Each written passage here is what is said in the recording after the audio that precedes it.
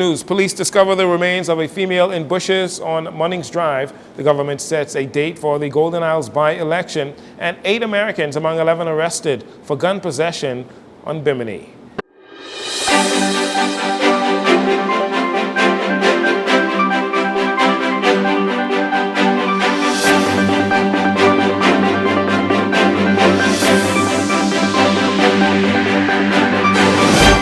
This is your JCN Evening News. I'm Jcn Saunders. Thank you so much for joining us.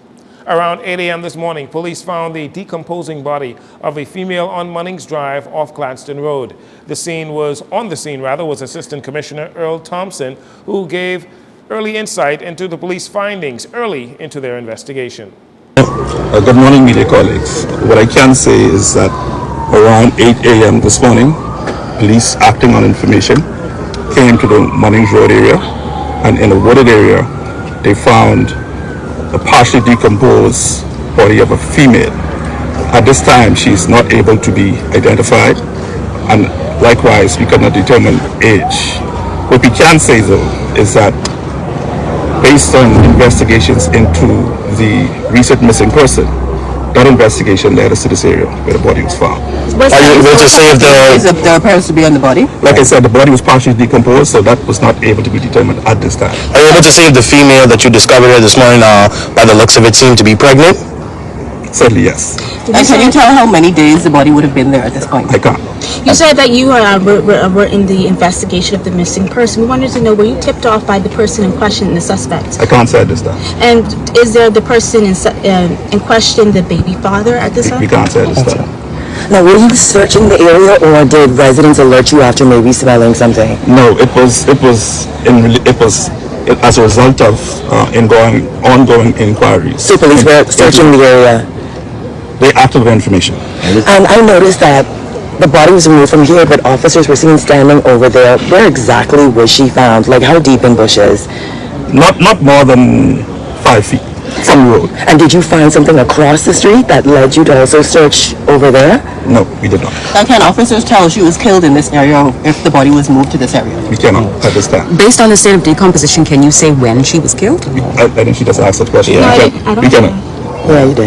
Are you able to say, one question for me, I know you said that it was based on the investigation into the missing person. Are you able to say, since you guys began that investigation into the missing person, if there were drones deployed, canine dogs looking for this missing woman, what that operation looked like? Well, certainly I know the media was actually a part of was on the scene yesterday when the initial investigations and search party started. But also there was secondary investigations and search that were conducted last night as well, all throughout the Western District of the province. What that secondary search looked like? Who was a part of it?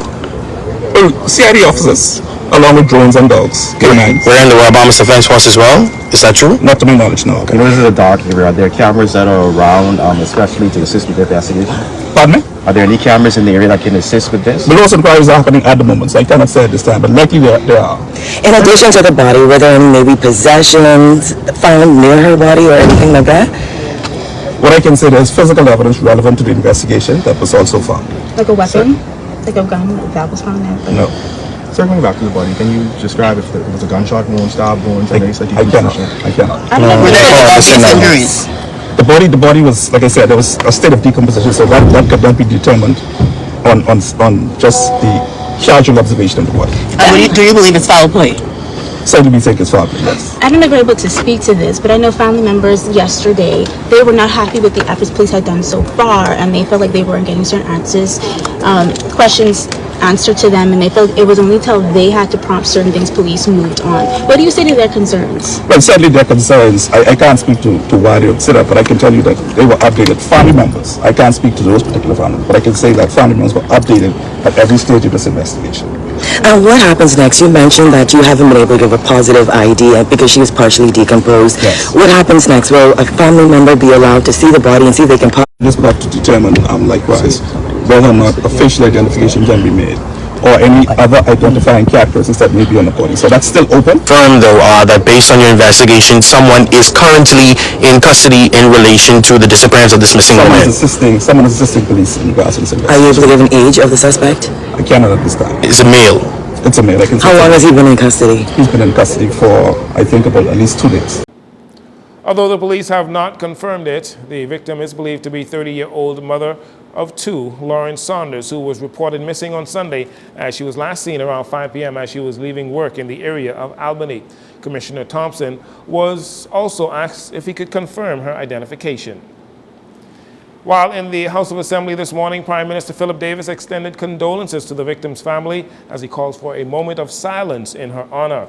He reassured the family that justice will be served. Once the House of Assembly got underway today, during statement and communications, the Minister of National Security, Wayne Munro, who is responsible for elections, revealed that the wheels have been officially set in motion for the Golden Isles by-election and the date has been set.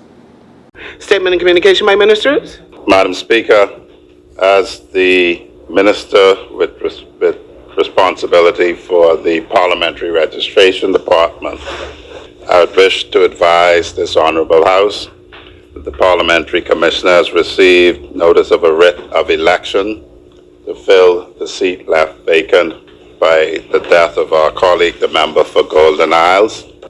That by-election to be held the 24th of November 2025, Monday the 24th of November 2025. The Parliamentary Commissioner will be issuing a full statement in the course of the day. Thank you, Honourable Member. The Golden Isles seat became vacant upon the unexpected death of Vaughn Miller on September 28th. Senator Darren Pickstock will represent the PLP in that constituency. The FNM has nominated Brian Brown for the Golden Isles constituency, while the Coalition of Independents will have Brian Rowe contest the Golden Isles seat in the by-election. Today in Parliament, Prime Minister Philip Davis moved a resolution to authorize the Treasurer to transfer some $17 million from the dormant account proceeds held by the Treasurer, and that is a part of the Consolidated Fund, and have that money transferred to the Disaster Emergency Fund. He explains why the transfer is necessary. One of the things we have learned is that disaster preparation and the funding and infrastructure that supports it must be proactive. It must be sustained, and it must also be robust enough to account for the threats we face. The resolution before this House today seeks to ensure that when disasters strike, our government has the financial capacity to respond swiftly, effectively, and equitably. Dorian laid bare how woefully unprepared we were for this era of more frequent and more intense storms. We cannot allow the flawed response and recovery mechanisms that were exposed by Dorian to be repeated. Instead of being reactionary, he said the focus is on risk reduction, mitigation, preparedness, and recovery to build resilience before hurricanes and rebuild stronger after hurricanes. He thanked all the stakeholders for making it possible. Thank you all for your diligence in ensuring that we are better positioned to weather the storms of the future.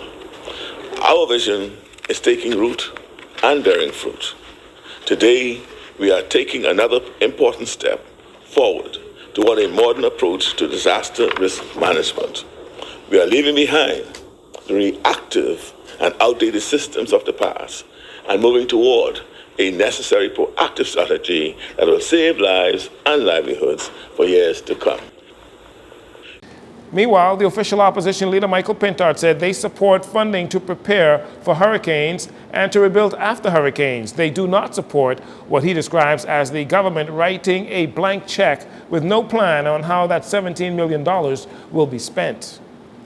Believe in dedicated disaster funding. We know that it is necessary and that it is responsible. It is urgent. But responsible is not the same as writing a blank check. The government asked this House to transfer $17 million into the Disaster Emergency Fund. Before we do that, Madam Speaker, this House must insist on rules, transparency, and tabling a plan that strengthens both response and prevention. Mr. Pintard said based on past actions by the government, in order to retain the public's trust, the government should first present a plan before any funds are moved from the consolidated fund. Why does it matter? Some may ask. Because we are in a political season. Because confidence is easy to lose and hard to win back. And we know that recent controversies with this government around large public works listings and procurement errors have already shaken public trust. If the government wants the country to believe that this money will be managed fairly and free of political interference for all the people, then the government must put rules on the table first and table the plan of expenditure. Opposition Leader Michael Pintard. And finally in this segment, 8 Americans, 1 South African and a Guyanese national, all aged between 21 and 62, have been locked up on the island of Biminy for gun possession and having a substantial amount of undeclared cash.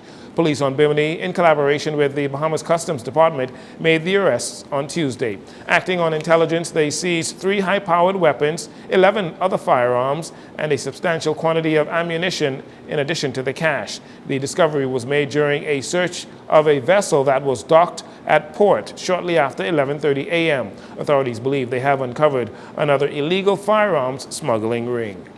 We'll be right back with more news after the commercial break.